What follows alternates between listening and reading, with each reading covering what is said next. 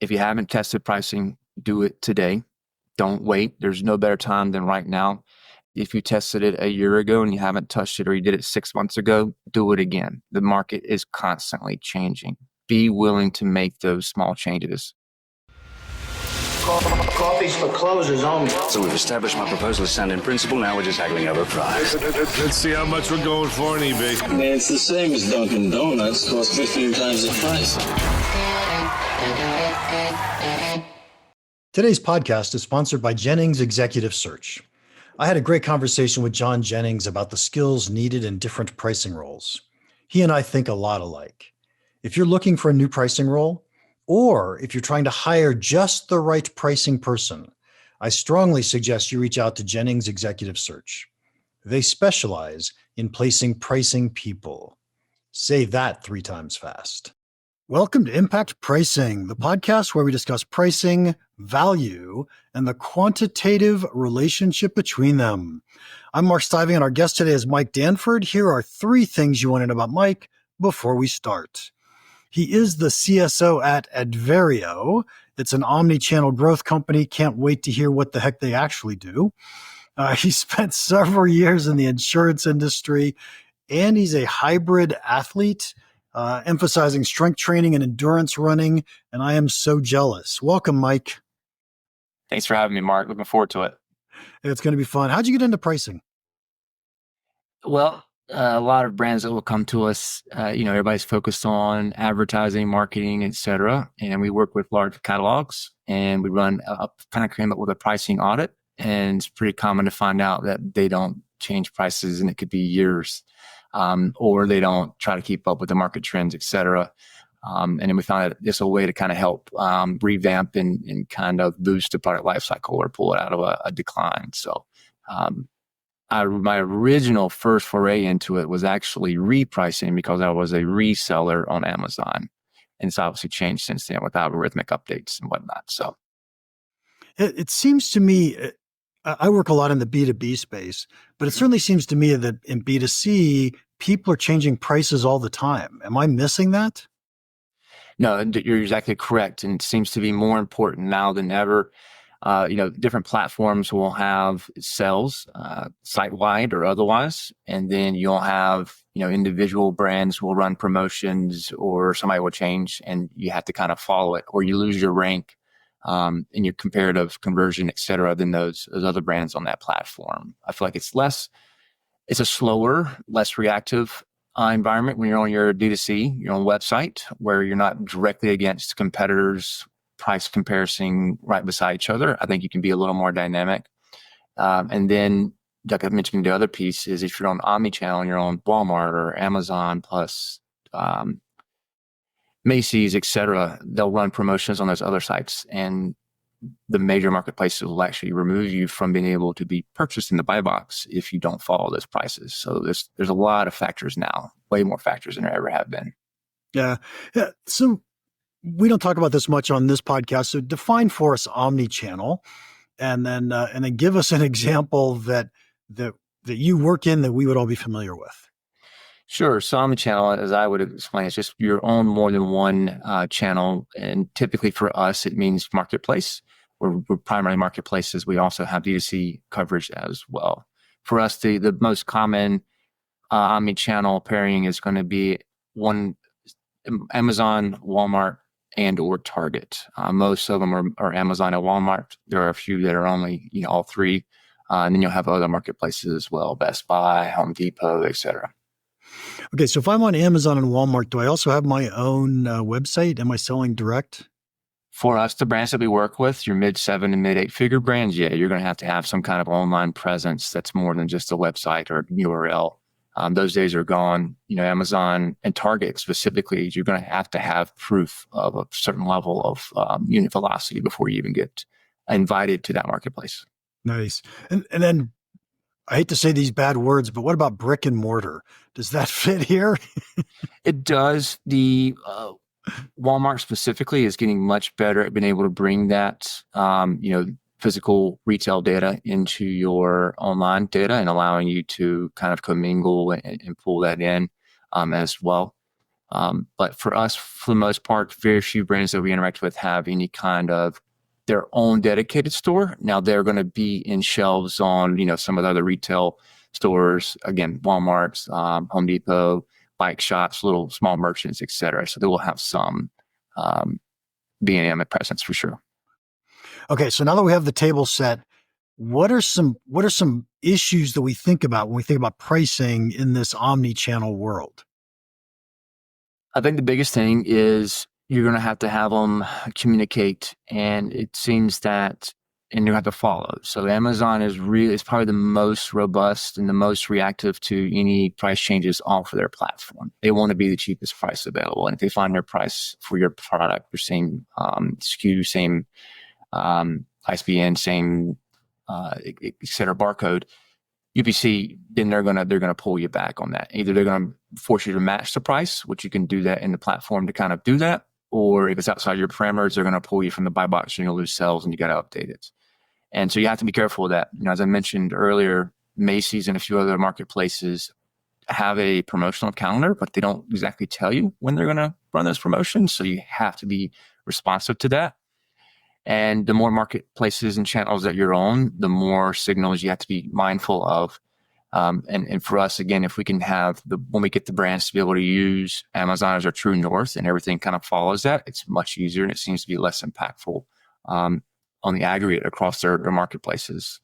A few brands, they're not able to do that just because of the arrangements they have with certain marketplaces, and you just have to kind of bite it. And then another challenge is we have some ways to say, hey, this is a very, very, very, very similar product, but let's call it a different product line, or let's change the thread count, or let's change something very small so that if it's cheaper on one marketplace, Amazon doesn't see it as the same product. So you can kind of, I would say it's a little bit of a gamification.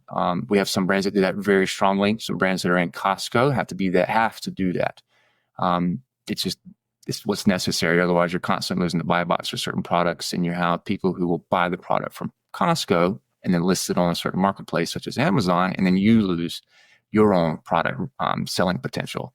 So you want to give those resellers a place to hang out and not interrupt your brand sales on those marketplaces. And the list goes on and on. I'd be happy to dig in more, but those are the big ones that come to mind. Yeah, so I remember many, many years ago when I was in consumer electronics a lot, we would see, especially TV manufacturers, build a specific model for Target and a specific model for Best Buy. So I couldn't compare the prices between Best Buy and Target. It's like, well, they're different TVs. Which one do you want? Yeah.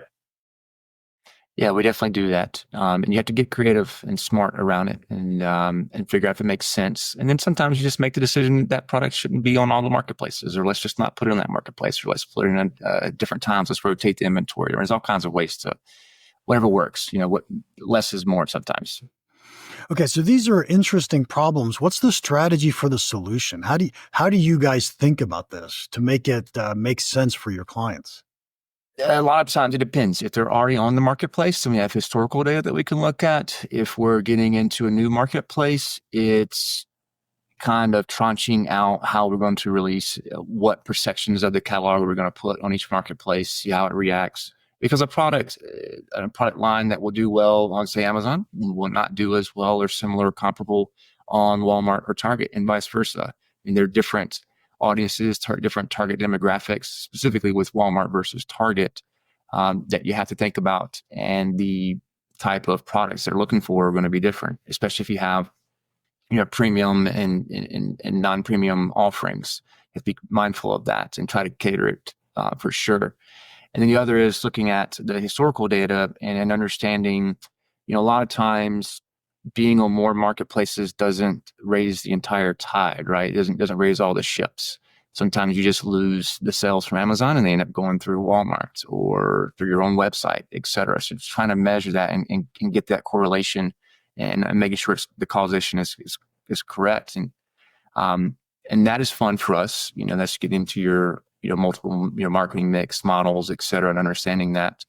And then knowing when to pull off of a platform because it just doesn't make sense. We've had someone just pull some inventory out of one of the retailers because they lost control of pricing. And as I mentioned earlier, the daisy chains, and it was blocking like 30% of their catalog. and pulling them off with the other marketplaces. So they just pulled it from the shelves instead, into that relationship, because the new relationship was better, at least at this time. Maybe they can go back to that partnership and that marketplace later, but it's a dynamic thing. And yeah, I'm gonna stop there. That's okay. So this, I haven't heard the answer yet. I mean, I haven't heard something that says, oh, here's how we want to think about where do we put our products and how much are we going to charge for our products on this platform versus that platform. Any thoughts or advice for people? Yeah. So again, you have we call it threshold. You look at the unit velocity is a big part that we put in there. And then there are going to be, to understand what the day over day or even intraday changes may be at a product level. And we can pull that data usually 24 to 48 hours later. And we do that. So a price that you have on Monday may be different from a price on Friday. You also have to play the game of, not moving your price too much at one time, and understanding where the demand curve and the price elasticity kind of intersect. And that takes data, that takes having the actual data points to understand where that is historically. And once you find that intersection, and you're trying to move within that, and that intersection will change over time, and you just have to keep an eye on that. And you have to be flexible as well. And then there's other ways. If, say, you're pricing, it's not the price you want, you got to figure out how to increase the value on that listing, how to add more or take away or bundle or virtual bundles, or there's all kinds of other options to try to get the price, get the LTV that you're looking for as well. That's another thing, you have to pull LTV in as well. We have anchor strategies. I mean, there's all kinds of things. We work with, again, large catalogs, high multivariant catalogs. So if you have a certain size, color variant, something of that nature that's not moving as well, can you just tweak the price where it's more or less than the others that are in that group? And how does that change sell through, relatively speaking, or otherwise? There's so many tactics, and it's not one size fits all. Certainly not across brands, and not even within the same brand or catalog. The market's so dynamic, and you just kind of have to go. You have to spray and pray a little bit, and then we just have to be careful and read what works, and then continue that, and be willing to be nimble and adapt, and no set it and forget it here. And then seasonality plays a big part in it. We have to be mindful of that. We have a bunch of tent poles across a lot of brands. We just came off of the one for Halloween for a couple of brands. We have different holiday events. Obviously, Q4 is a big one as well. There's a lot of other factors that go into there. Nice. When you change prices, what percentages do you change it? Is it like a big 10%? Is it a 1%? What are you looking at? So each platform will have its thresholds, and a larger percent deltas in a certain amount of time, you're going to get, kind of slapped on the wrist for that. So for us, and we also want to do it small to understand if there's any elasticity. And, to answer your question directly, the percentage is usually less than 3% in the beginning. That's kind of just see what happens. And then from there, if there's not much change, then you're going to increase. Sometimes a 3% delta is going to make a big impact, and it will either increase your unit velocity or decrease, et cetera. Other times we can see 10, 15, 20% changes for whatever reason before we have a noticeable impact. Or also we factor in unit velocity versus the gross contribution dollar at the end of the day to see what the difference is. Yes, my velocity is less, but I'm still making more at the end of the day. So there's a lot of parts that come into that. It depends on the product, the margin. Each platform has different fees. So we have apparel brands where if you stay within a certain price range, you get a significant reduction in that platform's fee for that category. So you have to play within that. And then another way is to reduce the fees to help with the pricing, et cetera. This is the floor, or this is the ceiling, this is where we can go. Now it's how can we, again, reduce those fees? How can we move to other things that kind of play into that as well? And there's a bunch of tactics about coupons, and there's shopper specific coupons, and there's deals, and there's stacking coupons. I mean, there's so many ways of getting into manipulating price or adjusting price outside of just the dollar and cents that you see when you look at the buy box. So what I find interesting is, are you guys essentially testing a bunch of things just to see what works? Or do you have strategies of, here's how our buyers are behaving, and so we think this strategy is going to work for this product or this situation? So we have three buckets whenever brand will come to us. Your first bucket is the obvious bucket. You haven't changed your product or your pricing. We don't know if there's any elasticity or there's just not enough unit velocity or orders to give us, a statistically significant amount of data. So that's your first bucket. And the second one is ones that we can basically sense that the pricing is too high for the unit velocity that's required in order to get you to that next level. So that's going to be more of a let's reduce price and see if we can get the lift, the rank, the boost of unit velocity out of it. Then the other is, hey, your unit velocity is really high, and we don't think it's going to change much, if any. So let's increase your price, and we're trying to do that. So those are the three buckets that we primarily go to, and that is mostly dealt with your historical data up to 2 years from the time that we connect to the account to look at. There's also external data. What's your price? Some platforms will actually give us the median price across the competitors or your closest competitors. We can obviously scrape your closest competitors as well and say, hey, here's where your price is. We also work on we haven't named this yet. I need to put it in there. I need to come up with an acronym for it, but basically a range or a delta of your review count and or review rating or quality versus your competitors to understand what that elasticity is. Maybe you are 100 reviews less on average than your competitors and people don't really care. But if you're 1,000 reviews less or they have 1,000 reviews more, then price is going to be more impactful or less impactful. So there's other ways like understanding how to do that. And that's the fun part.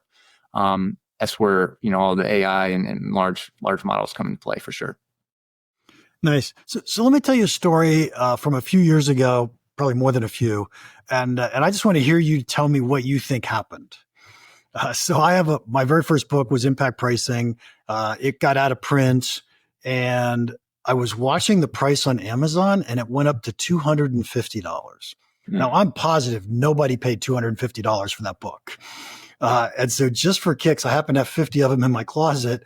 I opened up my own store. I put them for sale for $25. And over the course of the next week or so, I watched those $250 prices come back down to about $25. So I assumed this was all automated pricing, but I don't know that. What do you think just happened? Well, there's a few things. First thing is, was the condition the same? Were they both used or new? And that's the first thing that pops on. I don't know the answer, but I don't know. Then the other parts, which platform was that? Did you say it was Amazon specifically? It was Amazon, yeah. Okay. So you're going to have offers, and then you're going to have, that's a great question. I mean, that big of a delta is pretty wild.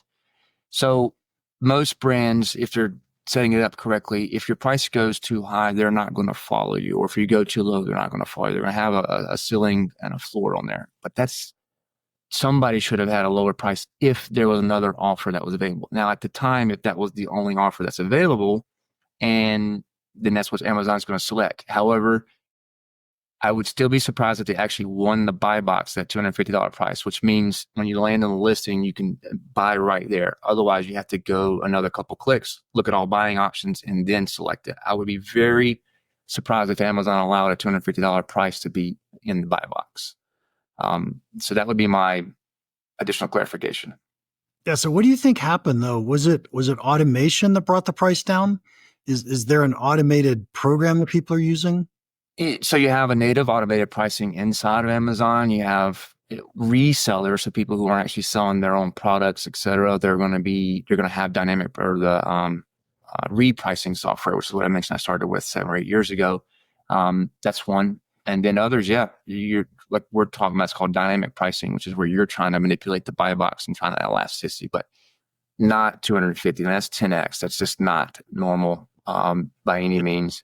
And then to your point about following it, most of the rules, the third parties that you can plug in are going to be just unit velocity. So a lot of times, hey, increase price if unit velocity is here, or if unit velocity drops, decrease price within this range to see if we can get the velocity back.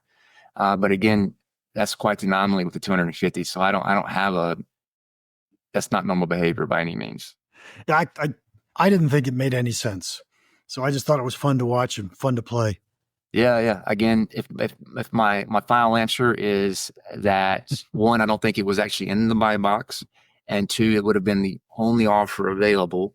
from the only seller available. You'd have more sellers than one on that. And in order for it to be in the buy box, it would have an increase like stair steps, a certain number of days over time, and a certain percentage of it, or Amazon would have just pulled it right out and wouldn't allow it to be in the buy box. So how long has the buy box been an issue? Because in all honesty, I hadn't heard about that until probably 2 weeks ago. I read an article that talked about the Amazon turning off the buy box. Yeah, so it's pretty much since day one. Because remember, Amazon came out as a book, and had multiple people who sell the same books and textbooks, et cetera. So you had people. It was more of a lot of people fighting for the buy box. So they had that technology. They were probably one of the first multi-seller offering, platforms for a particular product. So it's always been there, and it changes each year. It's kind of a different thing will come up. It comes into seller ratings. So how many products have they sold in the last, 3, 6, 9, 12 months? What's their lifetime rating? What's actually the quality of the rating, the quantity of the seller ratings, not the product rating. Those all come in. And then you have there's apps that come out where I can scan with my phone any product, and it will tell me what's the historical pricing range for this, how many sellers does it normally have, and you can look at all this. That's what I used to do when I bought and sold Nikes. It's always a thing. And then the other part, if it's your own brand and you have a brand registry in Amazon or certain other marketplaces where you should be the only one that can sell the authentic product as listed, you still have what they call hijackers will come in. But some brands can't get brand registry. We have one right now that's an Australian brand that's an Australian trademark, and the USPTO is not accepting it because of some it's too generic of a term, but it's not too generic of a term for Australia. Anyways, so it's always little things. You know how to navigate that, and you're just trying to figure out how you can protect your buy box, especially if it's your own product, your own brand, etc. And if you're reselling, it's just a game to what you mentioned with the book. Hey, this is my range I want to sell the product in. I don't want to sell it for less than this or more than this. And I don't care if there's 100 units in front of me. I'm going to wait until those 100 units are sold, and I'll sell my 2, 10, 15, whatever units they are. Or, hey, I need to move these because they've been sitting on the shelf. I got to liquidate, and you might be more aggressive. Or, and then the fun part is you can put in it's not necessarily just their price versus your price. It's going to pull in their rating, their quality and stuff over time. So there's so many other factors as well. But buy box has always been an issue. As I mentioned earlier, if you have your product on other websites, external factors will come in, and Amazon will let you know, hey, your buy box is suppressed because your price is lower elsewhere, or vice versa. So there's more. It's getting more and more involved for sure. Yeah. So I want to change my prices hourly. Mm-hmm. Is that a problem? Do we ever do that? Go ahead. Do we ever do that? Does it make sense? Yeah. So repricers will. I mean, they could do a pretty significant amount, like your reseller. So whenever the buy box rotates, it's a little easier for you to. What I mean by rotate is one person's offer for this product, they've liquidated, they don't have any more inventory, so the next person in line becomes in the buy box. That's a little more forgiving when you have multiple sellers on the listing. Then, but when it's in your own product, in your own listing, yes, you can do that. We do have intraday pricing, so time of day pricing. I mean, obviously there's a sweet spot, there's a heat map for cells. You can do that, but you have to be careful, again, of the delta. One, the delta you make and the number of changes you make in a day. If there's too much volatility, Amazon's going to pull you because they want a consistent pricing, because they will put out a promotion, a circular or something of that nature with a price, and they need to know that that price is going to stick for a certain amount of time. And there's all kinds of factors that come into it. But yeah, hourly, you would have to have an extremely high sell-through product, in my mind, high units, in order for an hourly price to make sense. If you're selling 10, 15, 20 units a day, hour is not going to make that big of a difference. But if you're selling 100 units an hour, I think that does make a difference. To answer your question differently, we don't do hourly. We do have hourly data that will come through, but it's behind, it's hindsight, it's after the fact. We do make intraday updates if shipment issues or sell through, and we have a limit of what we want to sell for the day. We do make those updates. But you have to be careful, because when you change your price, it does impact your conversion, et cetera. And if you do it too much, then you lose your ranking and you can kind of lose that velocity. But for big what we call tentpole days, prime days, 2 or 3 events, or even with Halloween, we'll make those changes intraday if we need to. Okay. Can I do, by the way, I'm enjoying asking you these hard questions. Can I do price segmentation? I want to sell my snow blowers in Minnesota at a higher price than I sell them in Texas. Not on the platforms. You're not able to lock like that. Not most of them. At least what we deal with, you can't do a geolocation pricing. You can do a geolocation shipping. I mean, you can kind of get into the shipping if you're not selling it through the actual platform's fulfillment centers. If you're selling it through your own, you can do that. You can have different plans in place. But no, not to my knowledge, you can't do anything with geolocation pricing. Not in a marketplace. And that's the limitation of the marketplace. They just said, look, you can't do this.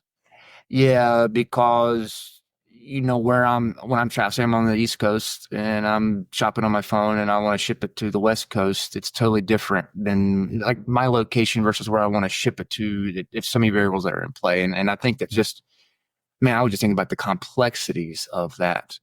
And right now, I think the way that Amazon combats that and kind of like levels that is shipping times. Is, hey, we've got multi-channel distribution or multi-location, so we can get it to you in time, and that's what people are concerned with. Yep. I will tell you that personally, as a shopper, in my experience, is that I will look for offers that are available same day versus if I can wait for it a week, I'll be a little more forgiving on the price. Yeah, it's a lower price and it's going to ship directly from their warehouse, so I'll wait a couple of days or a week or whatever. But if I need it more instantly, then I might be willing to pay a little more, which is what I'm assuming you're kind of alluding to here. I was just seeing what I could do. I love doing price segmentation if I can. So talk to me. Let's pretend that I sell a product and I only sell it on Amazon and at Best Buy. Okay. How do I price it? Do I price it higher at Best Buy? Do I price it the same price at both places? And when I say Best Buy, I mean the store, not bestbuy.com. No, okay. The store is a little different. They're going to have different thresholds, and you're not going to be able to be as dynamic, if you will. And Amazon, from my understanding, is not going to know the price that you're selling it in Best Buy. If the product's available on bestbuy.com, then yes. Then you're going to have to be pretty close to the same price. Don't know the exact cadence that Amazon scrapes, and sometimes it's way more sensitive to a price change on another platform than others. We've had products that were way cheaper on other marketplaces, and they don't even notice.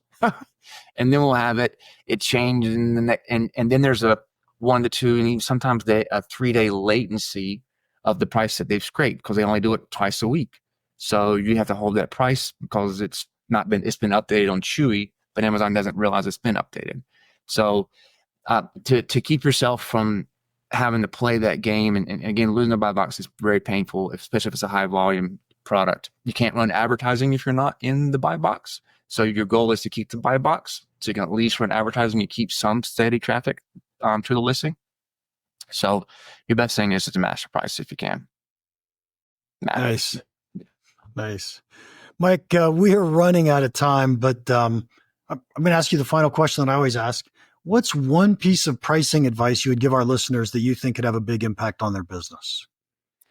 The one that we have, the aha moment we have with our brands is, one, if you haven't tested pricing, do it today. Don't wait. There's no better time than right now. And the second is, if you tested it a year ago and you haven't touched it, or you did it 6 months ago, do it again. The market is constantly changing. Be willing to make those small changes. And if you are having high competition, thin margins on advertising, and advertising is just squeezing more of your profits, go to your pricing, especially if you're not already doing that. There are usually 2 to 3% more margin and contribution dollars available for you if you look at your pricing, especially in a larger catalog. Nice. And when you have such tight margins, small pricing changes make a huge impact. Yes, absolutely. Nice. Mike, thank you very much for your time today. If anybody wants to contact you, how can they do that? Sure. Adverio.io, so ADVERIO.io, or you can find us on LinkedIn, Mike Danford. All right. Thank you, Mike. And to our listeners, thank you for your time.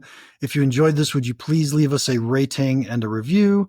And if you have any questions or comments about the podcast or pricing, feel free to email me, Mark at impactpricing.com. Now, go make an impact. Thanks again to Jennings Executive Search for sponsoring our podcast. If you're looking to hire someone in pricing, I suggest you contact someone who knows pricing people. Contact Jennings Executive Search.